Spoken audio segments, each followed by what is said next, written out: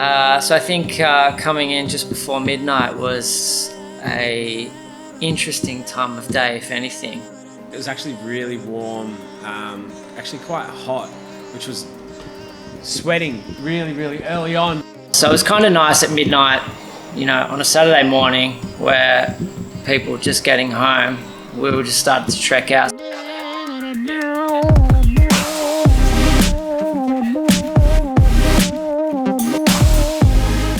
So I think as we started to trek around Burleigh Headland with our torch, we started to run into some strange characters as we cruised all the way up to surfers, and I think that kind of took the nerves off a little bit. And I think as we cruised up towards just past Southport, Bigger Waters, all of us were looking around.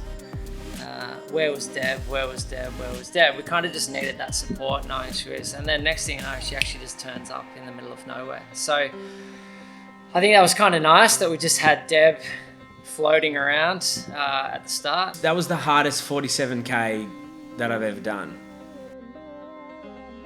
And then, you know, cruising into that first checkpoint, just seeing some friendly faces allowed us to be able to, you know, kind of relax a little bit. The music was pumping, Will Sparks was on. It was a vibe. Rolling into the first checkpoint was a major vibe. And then we got into the ice baths. Yeah, felt fully refreshed, got a change of clothes, and then we did a changeover. So Jay stopped, and then we had a couple of other people join in with us. Honestly, felt really refreshed after that. Like, it was a good little rest for 7 or 10 minutes or so. And then we set off again, and it was getting a little bit easier as the sun was coming up.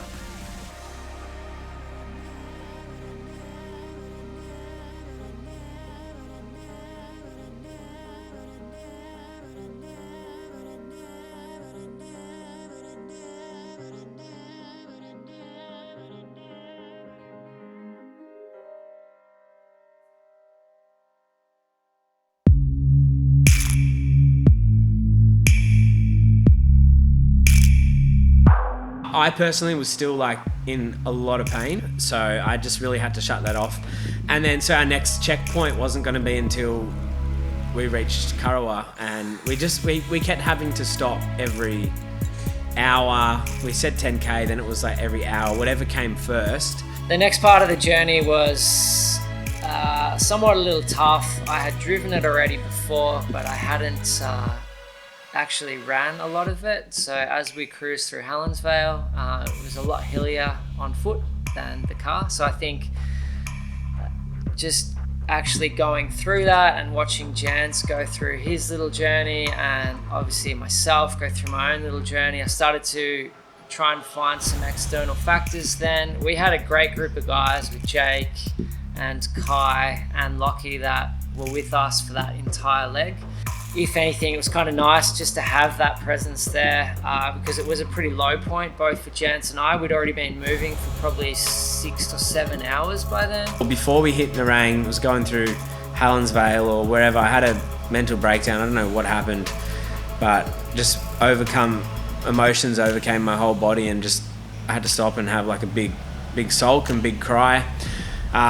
Plugged in, put some headphones in, and I really needed to listen to some sort of motivational music. Just people that were supporting me and backing me, you know, telling me how much, you know, that I can do it, this, that, and that we're doing an amazing thing and we're capable. And just listening to like close friends say that in your ear, it honestly just made me crumble. Obviously we hit Nerang, and if you know Nerang State Forest, it is a lot of trail.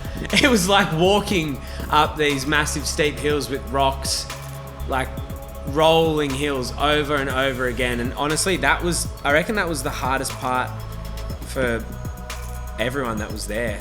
You know, Jordan and I and everyone else that was, you know, doing that leg with us. It was super hot, dry, and we felt like we were never, like I personally, I don't know if I can speak for everyone else, but I felt like I was never getting out of that. We basically had no idea where we were going for probably about 2 hours.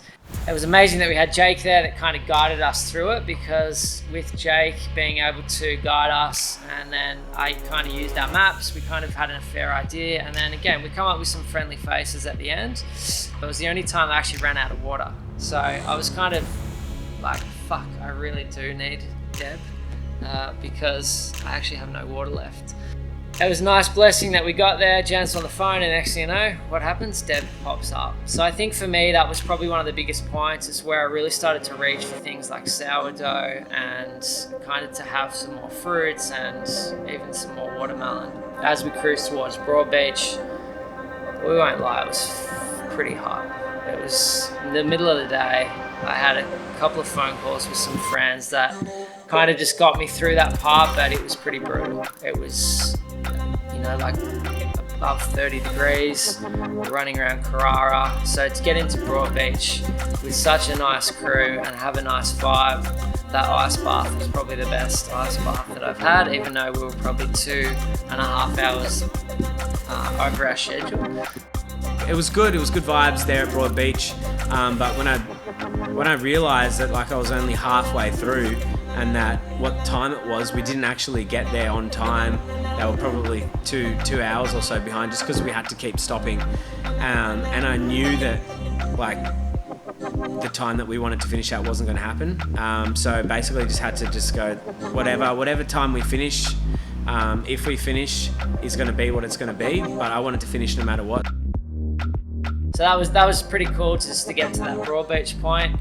Heading off from there, I started to really feel it in this stage through my legs. So I think I was coming out of Burleigh the second time and going down towards Currumbin. I found myself in a really deep hole, knowing that obviously my feet were absolutely killing me, and it would be kind of stupid just to keep going.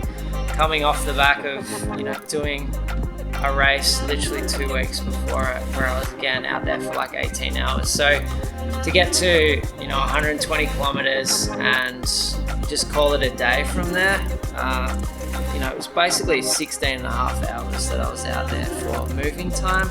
I had a lot of thoughts going through my head, and everyone kept saying to me, it's all good, like you've been out here for 18 hours, like it's a big day. Kind of don't be so hard on yourself. But at the end of the day too, I was just thinking of Jansen, like getting him through it.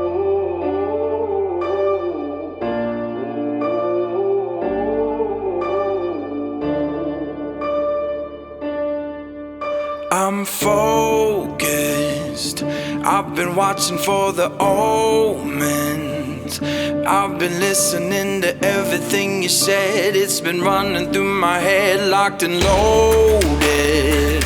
I got the feeling that you know it. Yeah, I've only just begun. I won't stop until it's done, till you're broken.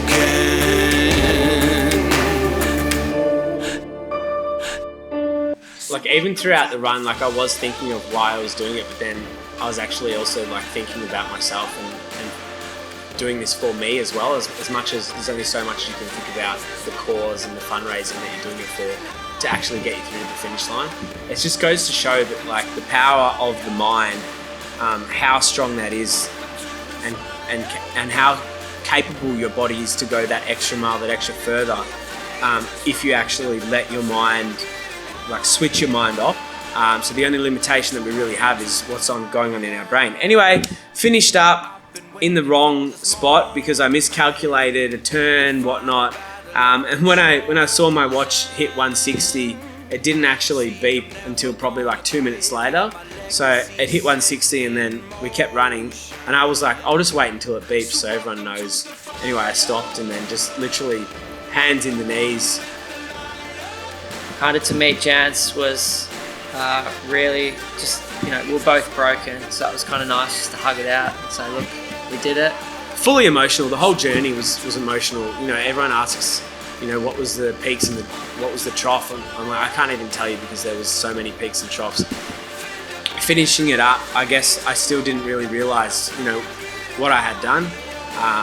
Surround yourself with people that are pushing the boundaries and pushing the limits, so that you can better yourself.